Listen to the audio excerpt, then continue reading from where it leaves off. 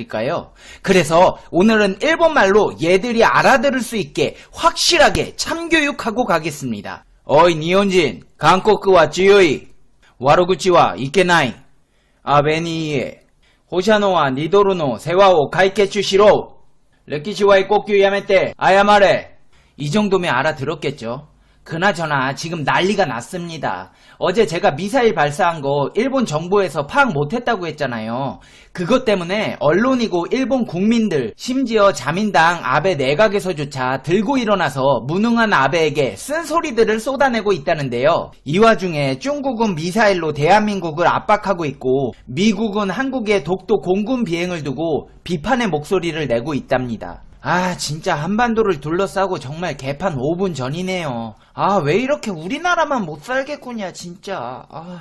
이 모든 소식들을 몽땅 다 토탈 패키지로 팩트 맛집 팩트 폭격기 페페TV에서 팩트로 제대로 털어드리겠습니다. 당신이 구독해야 할 단 하나의 채널 Information Broadcasting 페페TV 팩트 체크. 북한의 잠수함 발사 탄도미사일 발사에 대해 일본은 격양된 반응을 보였습니다. 북한 미사일이 일본의 배타적 경제수역에 떨어진 것으로 알려지자 일본 정부는 발칵 뒤집혔습니다. 아베 신조 일본 총리는 이날 관저로 출근하며 탄도미사일 발사는 UN 안보리 결의 위반이다, 엄중하게 항의하고 강력하게 비난한다는 입장을 내놨습니다.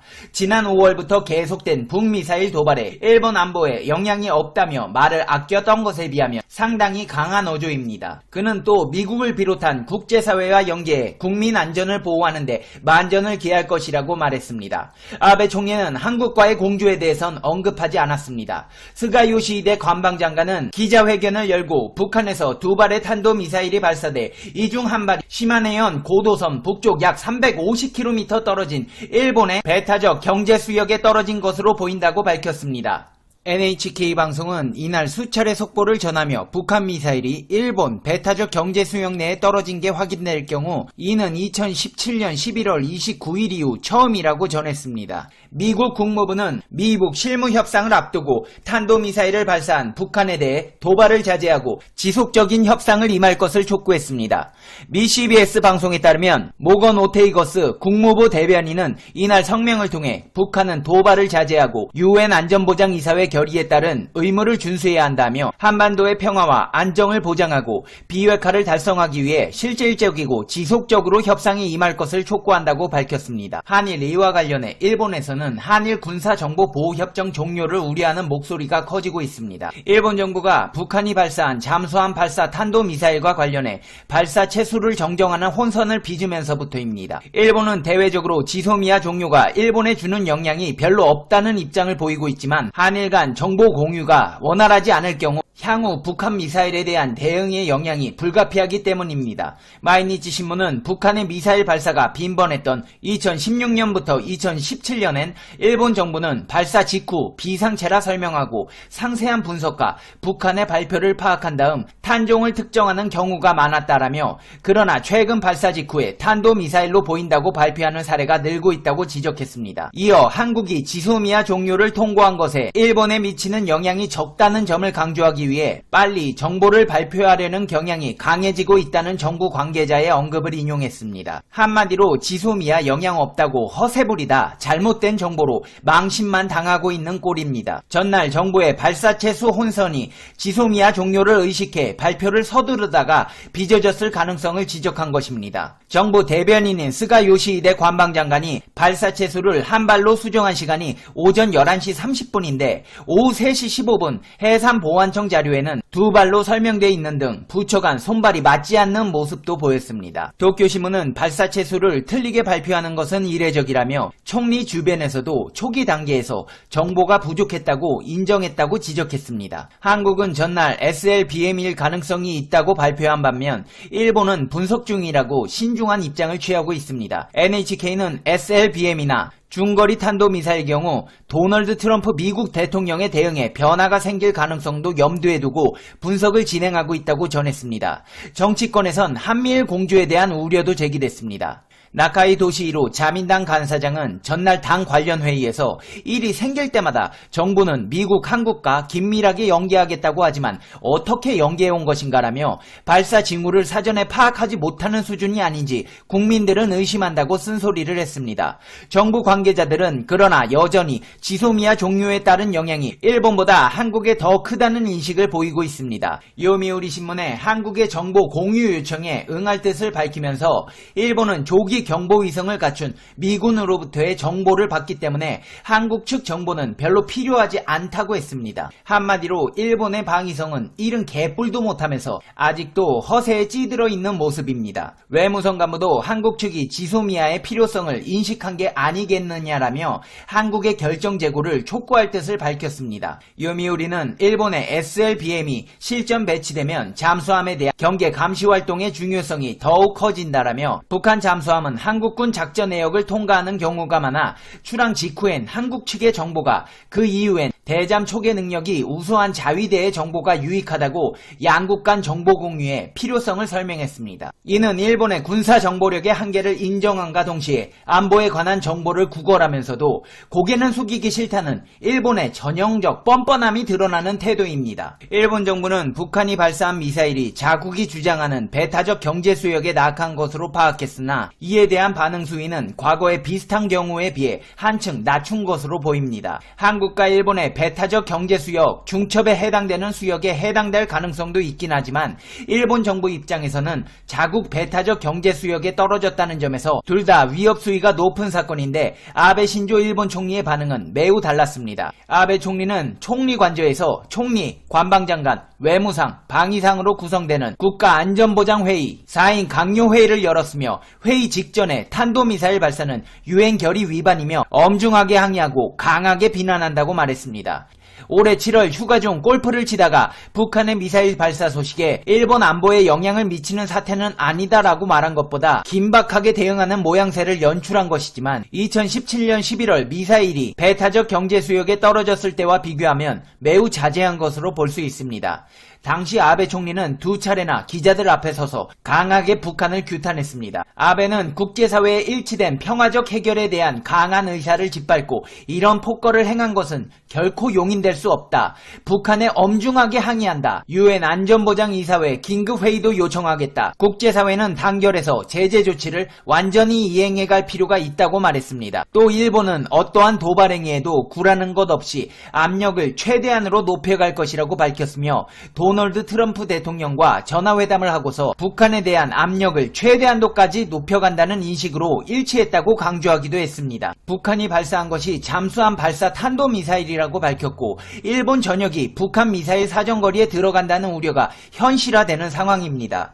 그런데도 일본 정부는 북한에 대한 비판 수위를 조절하는 것에는 우선 도널드 트럼프 대통령이 북한의 미사일 발사에 관한 비판을 자제하는 것이 영향을 미친 것으로 보입니다. 또한 일본인 납치 문제를 해결하기 위해 김정은 위원장과의 회담 성사를 원하는 아베 총리 스스로 북한에 대한 자극을 피하는 측면이 있는 것으로 풀이됩니다. 일본 정부 대변인인 스가 요시히데 관방장관은 기자회견에서 일본 정부가 북한에 대해 압력을 더 높여가는 선택지는 없냐는 질문에 안보리 결의의 이행을 위해 국제사회와 함께 노력하겠다면서 납치 문제 해결을 위해 정부로서는 조건을 붙이지 않고 마주하겠다는 입장에는 변화가 없다고 반응했습니다. 일본 여당에서는 정부 대응에 대한 불만 기류가 감지됩니다. 민연방송 니폰TV에 따르면 니카이 도시히로 자민당 간사장은 회의에서 북한에 대해 원만하게라고 할 수 있는 상황은 아니지 않냐며 국민은 분노하고 있다. 이에 대해 정부는 어떻게 생각하고 있는지 설명하면 좋겠다고 말했습니다. 일본 네티즌들은 일본 방위성은 월급만 받아가면 일이 모두 해결되는 것이냐? 그따위로 일할 거라면 내가 하겠다. 한국 지소미아 끝나니 일본 군 정보통이 사라진 것이냐? 일본이 어쩌다 이렇게 됐는지 모르겠다. 라는 등의 반응을 보였습니다. 이 와중에 중국은 미사일로 한국을 압박하고 있습니다. 중국이 건국 70주년 열병식에서 처음 공개한 신형 초음속 미사일 둥펑 17에 대해 중국 관영 매체가 한국에 배치된 사드로 방어하기 어려울 것이라며 이 미사일의 타격 목표에 한국이 포함된다는 사실을 밝혔습니다. 또 다른 매체는 아예 둥펑 17의 목표는 주한, 주일 미군 기지라고 명시적으로 언급했습니다. 둥펑 17은 최대 사거리 2500km로 알려진 탄도미사일입니다. 미사일 추진체에서 분리된 탄두가 음속의 8배, 10배로 비행하고 중간에 경로를 바꿀 수 있어 요격이 어려운 것으로 알려졌습니다. 중국 관영 글로벌타임즈는 미사일 전문가를 인용해 한국이 사드를 일본이 SM-3 요격 미사일을 배치해 중국의 안보 위협이 되고 있는 상황에서 남중국해, 대만 해협, 동북아가 공격 범위인 둥펑 17은 중국의 영토 수호에 핵심적인 역할을 할 것이라며 이같이 보도했습니다. 중국 북경만보는 둥펑 17을 퀵서비스에 비유하며 아시아 서태평양에서 영업하며 주요 고객은 일본, 한국의 미군 기지라는 시건방진 모습을 보이기도 했습니다. 이 말은 타격 목표가 일본과 한국, 미군 기지라는 뜻입니다.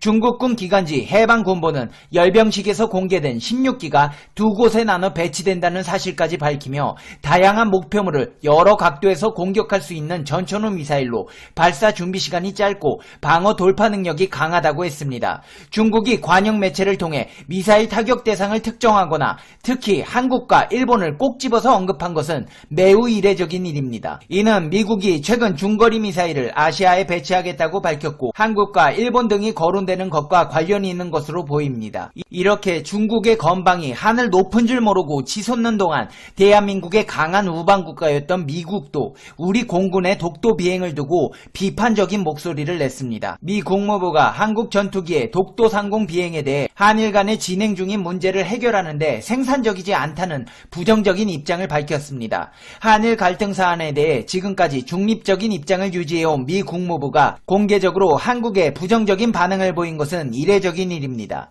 한일 군사정보 보호협정 파기 이후 미국의 입장이 일본 쪽으로 기우는 것 아니냐는 우려의 목소리가 나오고 있습니다. 미 국무부는 한국 공군 주력기인 F-15K 2대가 국군의 날 기념으로 독도 영공을 비행한 데 대해 미국의 소리 방송에 한국과 일본 간 최근 의견 충돌을 고려할 때 리앙크루 암에서의 군사훈련 시기와 메시지, 늘어난 규모는 한일 간에 진행 중인 문제를 해결하는데 생산적이지 않다고 밝혔습니다. 미국 정부는 1977년부터 영유권 문제에 중립을 지킨다는 이유로 독도를 리앙크루 암이라고 부르고 있습니다. 국무부는 우리는 한국과 일본이 이 분쟁을 해결하기 위한 열성적이고 진지한 대화를 갖기를 독려한다고도 했습니다.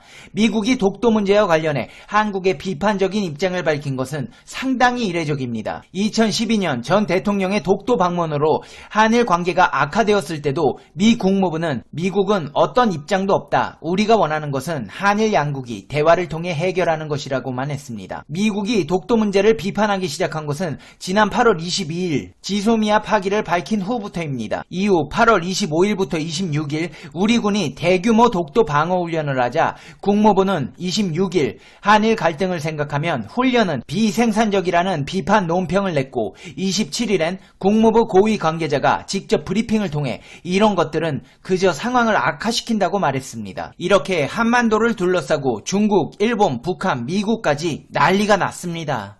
아, 정말 바람잘 날 없네요. 이제 페페TV의 결론 듣겠습니다. Conclusion. 페페TV. 아베 신조씨, 아랫사람들한테 쓴소리하면 뭐합니까? 능력이 없는데. 역사 왜곡에 한국을 그렇게 무시해놓고 지소미아 다시 하자고 하면 니 같으면 하겠니? 안 하지. 어휴. 그 누구야, 그 한국에서 데상트랑 르꼬크 장사하는 그 고노다로 방위성한테 와서 이거나 다 가져가라 그래요. 진짜 꼴도 보기 싫은 거 갖다 놓고 팔지 말고. 그렇게 돈이 없니? 응? 한국에 헛소리는 다 해놓고 여기서 왜 장사를 해? 다 가져가요. 페페TV 시청자 여러분, 좋은 하루 되시라고 행운의 주문 걸어드릴게요. 페페TV를 시청하신 당신은 행운의 주문에 걸렸습니다. 당신은 이번 주에 로또 1등에 당첨되실 운명입니다.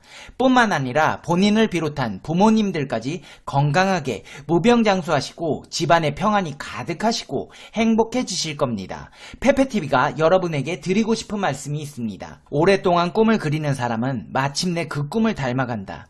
제가 제일 좋아하는 말인데요. 여러분들도 꿈이 있다면 매일 그 꿈을 생각하고 되뇌어 보세요. 언젠가는 그 꿈에 가까워져 있는 자신을 발견하게 되실 거예요. 하지만 실패를 두려워하실 필요는 없습니다. 승자는 한 번 더 시도해본 패자이기 때문입니다. 수많은 실패 끝에 얻어진 한 번의 성공, 그 성공을 맛보기 위해서 우리는 수많은 노력을 하지만 실패도 합니다. 그걸 두려워하지 마세요. 실패하셔도 됩니다. 모든 승리자는 실패를 해본 사람이기 때문입니다. 포기하지 않는 것도 실력입니다. 살아가는 동안 수많은 장애물 속에서 발버둥 치시다 보면 하루에도 몇 번씩 포기하고 싶은 마음이 생깁니다. 하지만 포기하지 않는 의지력 자체만으로도 당신은 충분한 실력이 있음을 잊지 마세요. 오늘도 포기하지 않는 당신을 페페TV는 응원합니다. 오늘도 좋은 하루 되시고 행운이 가득한 날이 되실 거예요. 화이팅! 다음 영상에서 봬요. 시청해주셔서 감사합니다. 안녕! 페페TV